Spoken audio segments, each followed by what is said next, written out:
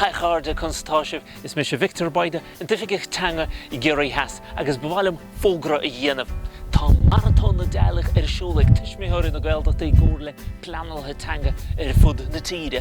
An rud atá ag éis lei sin ná is féidir le gach teilech a bheith páirte ann agus 12 kilometr a dhéanamh go mbeadh gach ball den teilech nó gach ball den teilech a bheith sásta páirteach leachán go ndéanadh siad 12 kilometr thar ceithre seachtaine. Is féidir le 10 kilometr a dhéanamh an chéad seachtain, 10 kilometr a dhéanamh an dara seachtain agus 10 kilometr an eile a dhéanamh an tíú seachtain is an ceathrú seachtaine is féidir le 2 kilometr 10 a dhéanamh.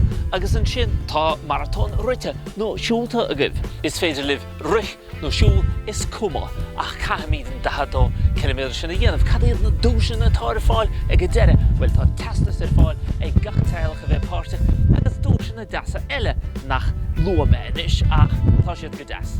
Agus chun chlárú do marathon ní gá ach riomhast a cheola chuig an pleanlaí teanga iad a cheantar héin agus in organtar all-in chéanann seo ag géirí heas sin mise agus is féidir le riomhast a cheola chuig plantanga @gmail.com sin plantanga @gmail.com.